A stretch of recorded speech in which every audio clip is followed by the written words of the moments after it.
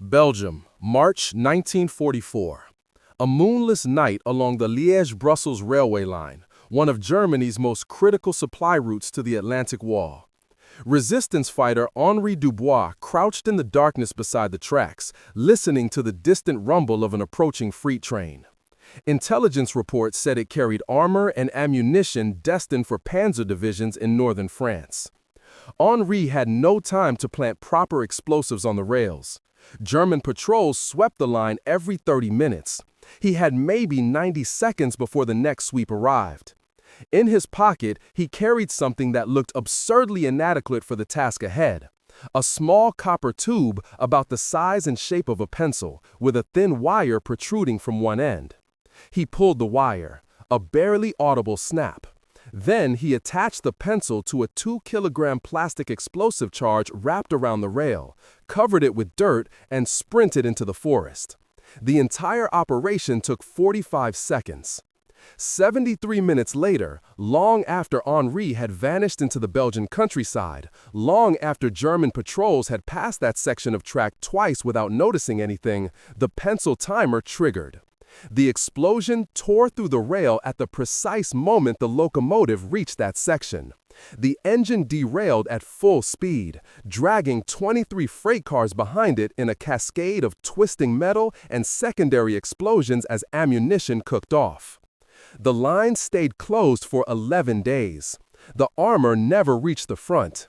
And German investigators, sifting through wreckage, found fragments of a device they'd seen before but could never predict: a British time pencil. This wasn't an isolated incident. From Norway to Greece, from France to Yugoslavia, these tiny copper tubes were derailing trains, destroying fuel depots, sabotaging power stations, and bringing Nazi logistics to a grinding halt. The Germans called them Verzögerungsstift, delay pencils, and they became one of the most feared sabotage tools in occupied Europe. But why was a device that looked like a writing instrument so devastating? How could something smaller than your hand give resistance fighters the power to destroy locomotives weighing hundreds of tons? This is the story of the SOE time pencil, and why this tiny British invention became the deadliest timer for Nazi trains. Let's go back to 1940. The Special Operations Executive was organizing sabotage operations across occupied Europe, and they faced a fundamental timing problem.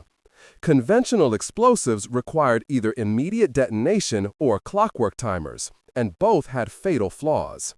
Immediate detonation meant the saboteur had to be present when the bomb exploded. This was suicide for operations against heavily guarded targets. A resistance fighter who bombed a railway line and triggered it immediately had no time to escape the blast radius or German response forces. The casualty rate for these missions was catastrophic. Clockwork timers solved the escape problem but created new ones. They were bulky, the size of alarm clocks or larger. They were mechanical, producing audible ticking that could give away hidden explosives. They were fragile, easily damaged during rough handling or parachute drops. And critically, they required precise setting. Set a timer for 2 hours and it would detonate in exactly 2 hours, which was useless if you didn't know exactly when a target would be vulnerable. What the SOE needed was something revolutionary, a time delay mechanism that was tiny, silent, reliable, and flexible. Something that could give saboteurs anywhere from 10 minutes to 24 hours of delay, allowing them to plant explosives and escape far from the scene. Something so simple that untrained resistance fighters could use it, so robust that it could survive harsh field conditions, and so small that operatives could carry dozens without detection. The solution came from an unlikely source.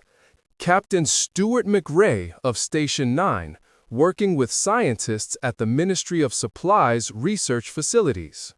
In 1940, McRae's team developed what they called the L delay mechanism, though it would become universally known by a simpler name, the time pencil. The design was ingenious in its simplicity. Instead of using complex clockwork, the time pencil relied on chemical corrosion. A thin wire held back a spring-loaded striker.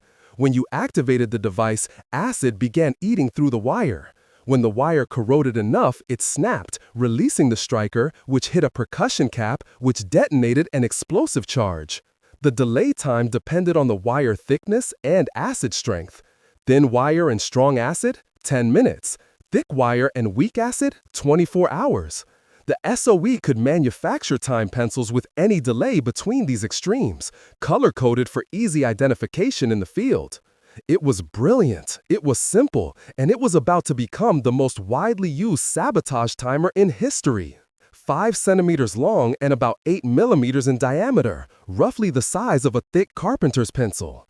The entire device weighed approximately 15 grams, small enough to hide in a cigarette pack, light enough to carry dozens without burden. The exterior was a seamless copper tube, crimped closed at both ends. Copper was chosen for specific reasons. It didn't rust, it conducted electrical impulses for alternative detonation methods, and it was non-magnetic, meaning it wouldn't attract metal detectors or interfere with compass-based navigation equipment that saboteurs might carry. Inside this simple tube lay a precisely engineered mechanism. At the top sat a spring-loaded striker pin under tension, held back by a thin wire stretched across the tube's diameter. This wire was made of soft metal, typically lead or a lead alloy, chosen because it corrodes predictably under acid exposure. Below the wire sat a glass ampule containing corrosive acid, usually cupric chloride or acetone solutions, formulated to eat through the restraining wire at specific rates. The ampule was sealed under pressure, keeping the acid isolated from the wire until activation. At the very bottom sat a percussion cap, a small explosive primer that would detonate when struck by the striker pin. This cap was powerful enough to reliably trigger a larger explosive charge, but too weak to cause significant damage on its own. The activation mechanism was beautifully simple. A safety strip protruded from the top of the device, a thin wire or metal strip that held the spring-compressed striker in place independent of the restraining wire. When you pulled this safety strip, it released pressure, causing the glass ampule to break against a small pointed breaker pin inside the tube. The acid flowed out, surrounding the restraining wire and beginning the corrosion process. From that moment, the countdown was on. The wire slowly dissolved. When it weakened enough, spring tension snapped it. The striker pin shot downward, hitting the percussion cap, which fired and detonated whatever explosive charge was attached to the time pencil's base. You won't believe how precise the timing became once Station IX perfected the chemistry. Station IX manufactured time pencils in multiple delay variants, each color-coded for instant field identification. The color appeared on a small band around the copper tube, visible even in low light conditions once operatives' eyes adjusted. Black, 10 minutes. For saboteurs who needed minimum delay to clear the immediate area. Used when time was critical and the target was imminent.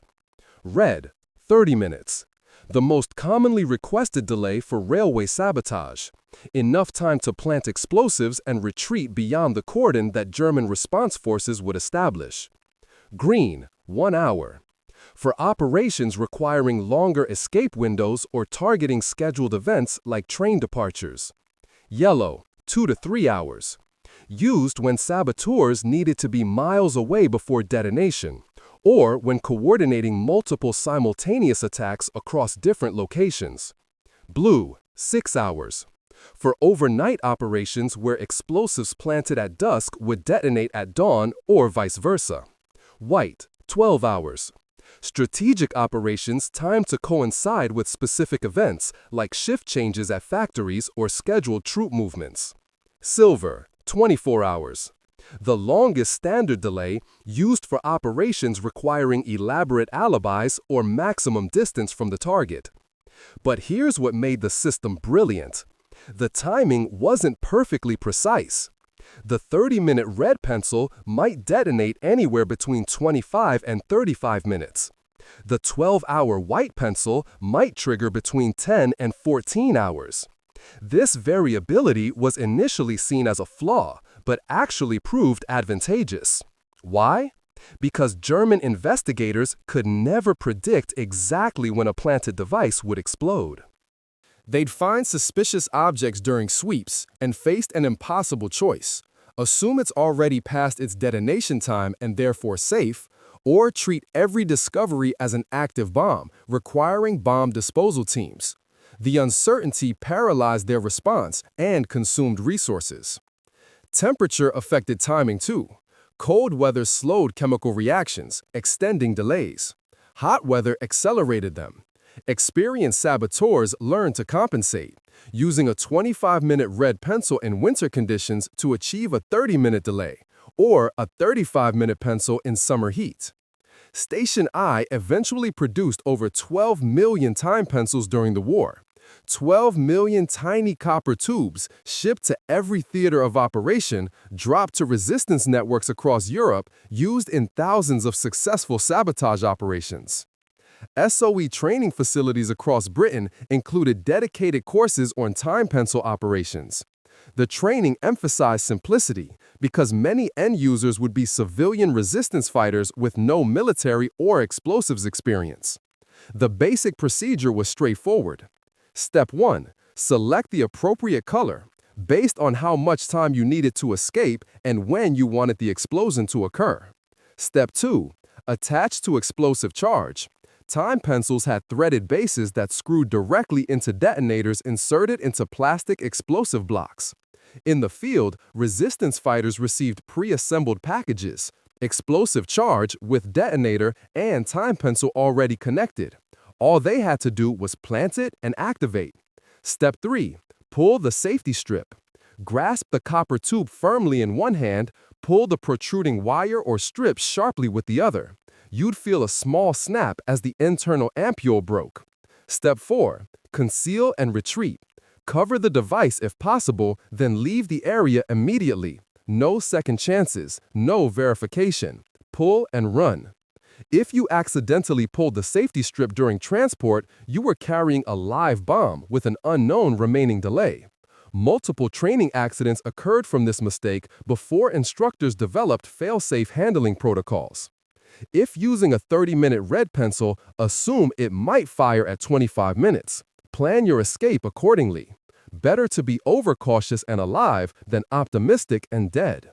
Trainees learn to estimate temperature effects. An instructor's rule of thumb: for every 10 degrees Celsius below 20 degrees C, add 10% to expected delay. For every 10 degrees above, subtract 10%. Once activated, the chemical reaction was irreversible. If you changed your mind, your only option was to remove the pencil from the explosive charge and dispose of it safely, preferably by throwing it in water, which diluted the acid and prevented detonation. Advanced training covered combination techniques, using multiple time pencils with different delays on a single target to create staggered explosions, confusing German response forces and maximizing damage. Or combining time pencils with pressure switches so a device would detonate either on a timer or if someone tried to move it, whichever came first. The time pencil proved devastatingly effective against railways, Germany's logistical lifeline. Every military division, every tank, every artillery shell, every barrel of fuel moved by train.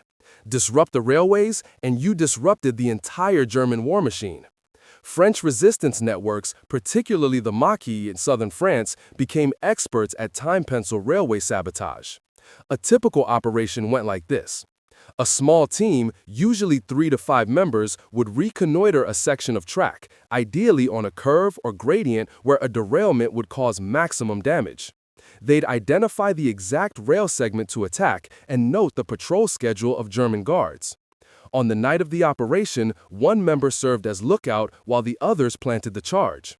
2 kilograms of plastic explosive molded around the rail base with a time pencil and detonator assembly already attached. The entire planting process took less than 60 seconds for experienced teams.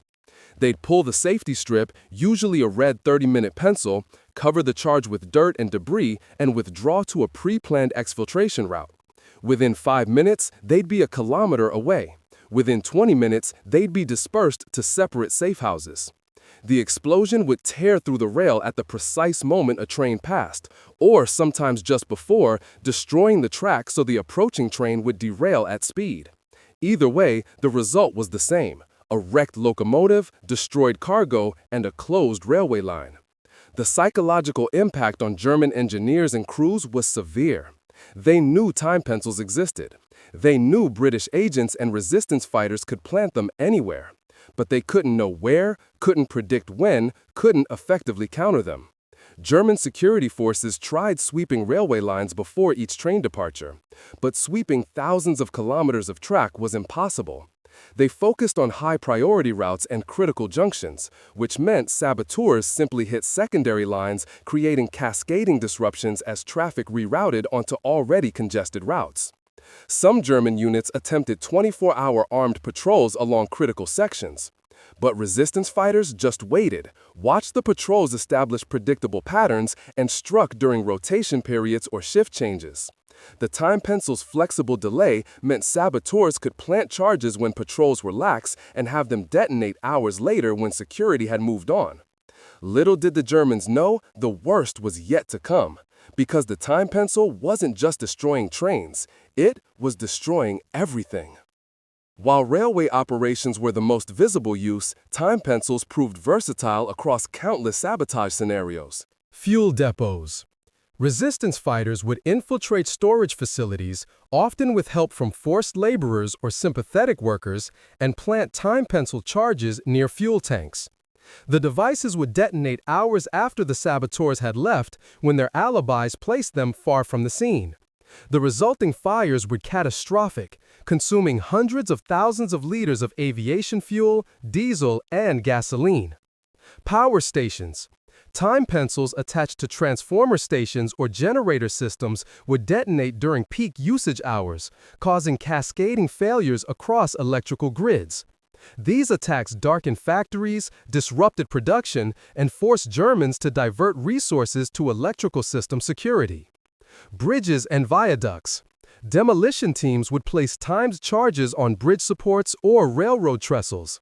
By the time the explosion occurred, the saboteurs were miles away, making identification and capture nearly impossible. Factory machinery. Workers in German-occupied factories, either forced laborers or resistance sympathizers, would hide time pencil charges inside machines or near critical production equipment. The devices would detonate during off hours, destroying expensive machinery without endangering civilian workers. Ammunition dumps. Perhaps the most spectacular use. A single small charge with a time pencil placed near ammunition storage would create a catastrophic chain reaction. One successful operation in France in 1943 destroyed an entire German ammunition depot, over 500 tons of shells and explosives, traced back to a single time pencil and 2 kilograms of plastic explosive. Canal locks and port facilities. Time pencils enabled sabotage of water infrastructure. Charges placed on lock gates or harbor installations would detonate at low tide or during scheduled maintenance, maximizing damage and repair time.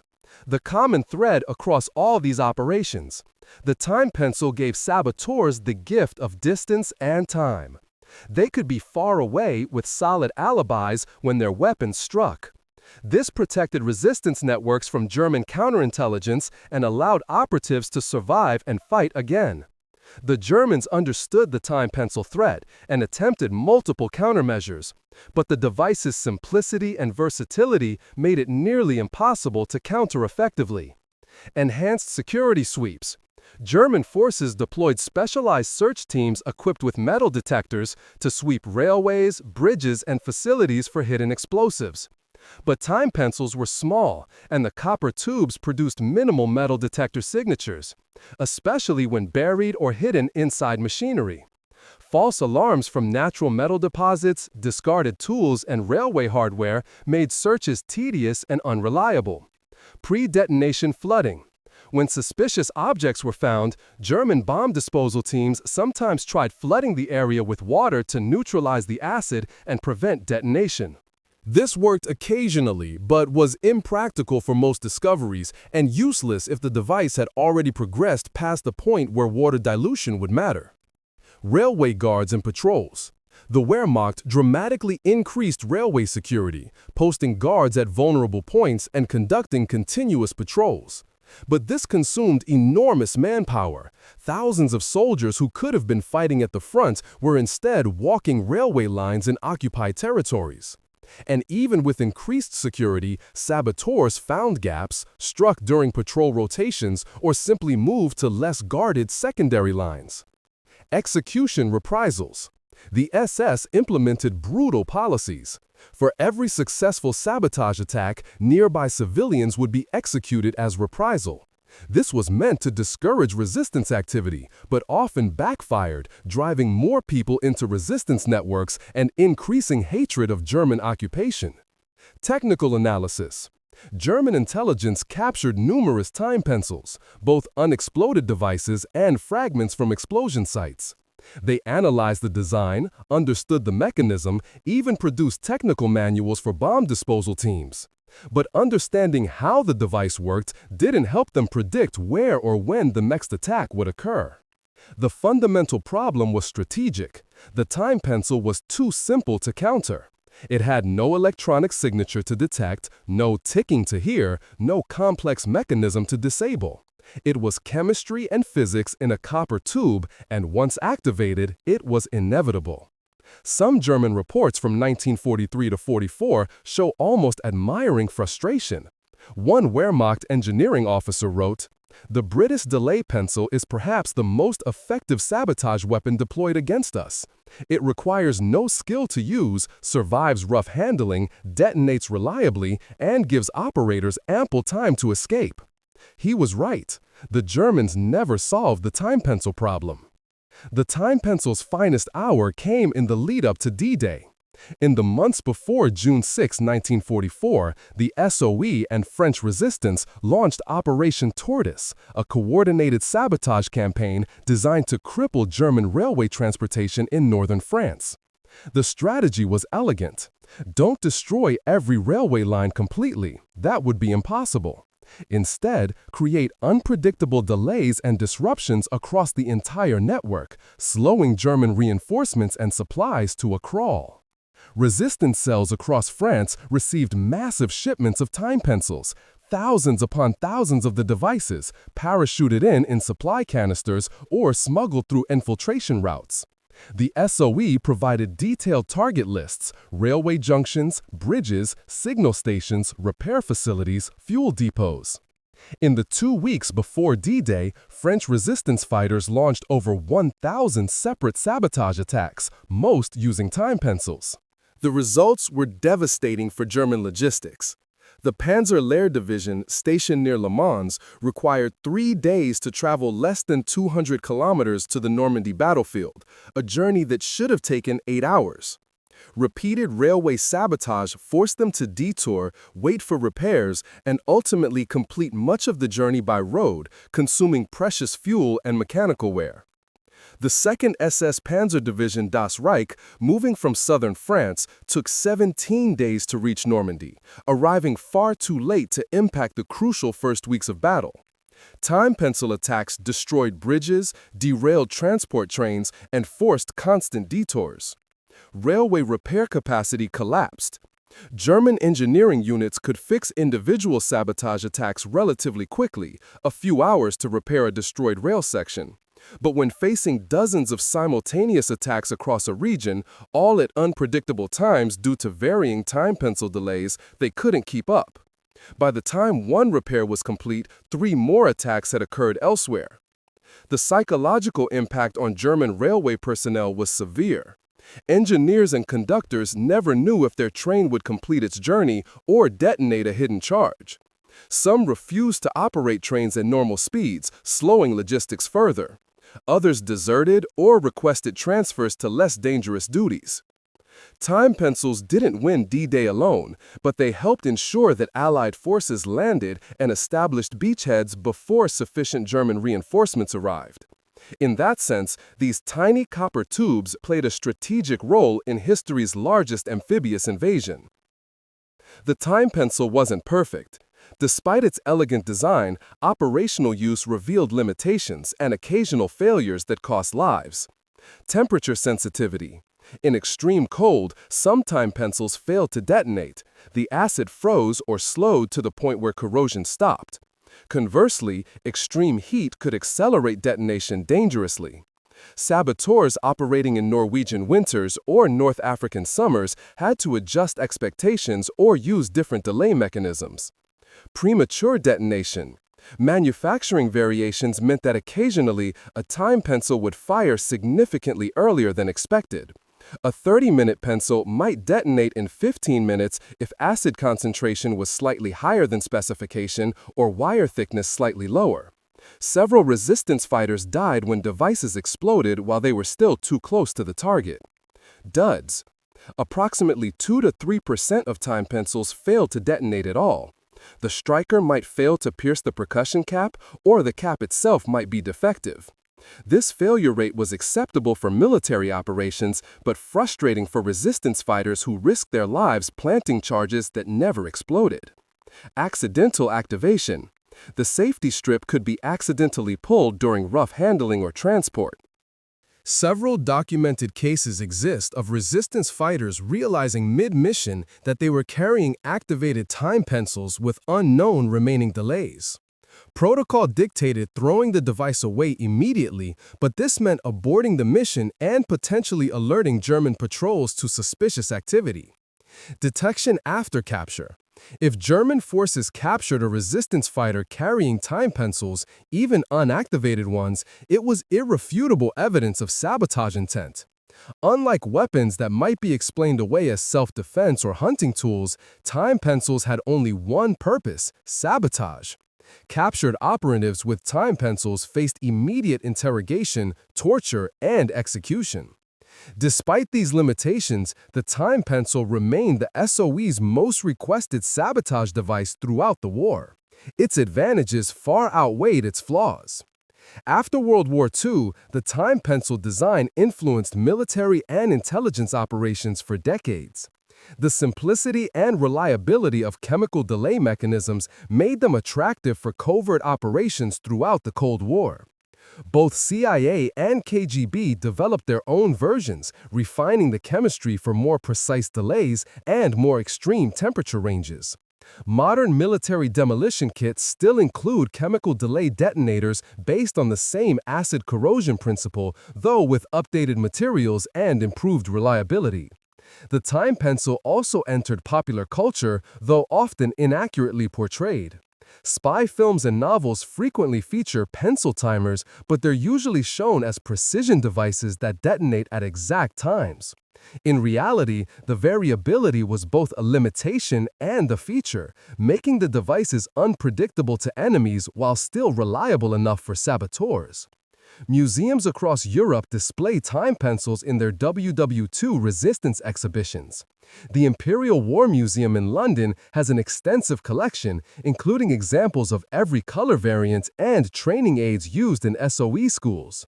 The Museum of the Resistance in Lyon, France, displays time pencils alongside photographs of sabotage operations where they were used. Perhaps most poignantly, several French monuments to resistance fighters specifically mention time pencil operations. A memorial in Clermont-Ferrand commemorates 7 Maquis members killed when a time pencil detonated prematurely during a railway sabotage operation in 1944. Their sacrifice and the sacrifice of hundreds like them helped liberate France. Today, surviving SOE operatives and resistance veterans, now in their 90s or passed away, spoke in interviews about the time pencil with a mixture of respect and dark humor. The time pencil was never intended to be a famous weapon. It wasn't designed for glory or recognition. It was designed to be simple, reliable, and deadly, a tool for ordinary people to fight extraordinary evil. In that mission, it succeeded beyond all expectations. Station IX's engineers created something remarkable, a device so elegant that it required no special training, so small that it could be hidden anywhere, so reliable that it worked in conditions ranging from Norwegian winter to Mediterranean summer, and so effective that it paralyzed German logistics across an entire continent. The time pencil didn't win battles in the traditional sense. There were no great clashes where time pencils decided victory or defeat. Instead, they won through accumulation, 1,000 small victories, each one a derailed train, a destroyed fuel depot, a collapsed bridge, a darkened factory. Each small victory delayed German supplies, disrupted Nazi operations, and gave Allied forces incremental advantages that compounded over time. Each successful sabotage attack forced Germans to divert resources, increase security, and operate in a constant state of paranoia where every railway journey might end in explosion. And behind each operation was a resistance fighter, a shopkeeper, a teacher, a farmer, a railway worker who pulled a small copper safety strip, planted a bomb, and walked away, hoping the tiny chemical reaction inside that pencil would work as designed, hoping they'd escape before detonation, hoping their sacrifice would matter. For thousands of these fighters, the time pencil was their only weapon against the Nazi war machine, and that tiny weapon, smaller than your hand, lighter than a pack of cigarettes, proved deadlier to German railways than bombers, artillery, or conventional sabotage could ever be. So why was this tiny British pencil the deadliest timer for Nazi trains? Because it gave the powerless power. Because it turned chemistry into warfare. Because it proved that you didn't need armies or tanks to fight tyranny. Sometimes all you needed was a copper tube, some acid, a thin wire, and the courage to pull a safety strip. And sometimes that was enough to derail an empire. From pencil-sized timers to sleeve guns to silent rifles, Britain's secret arsenal changed warfare forever. But WWII Weapons isn't done uncovering the hidden weapons that shaped history. Subscribe now because the next device might be even smaller and even deadlier than you think.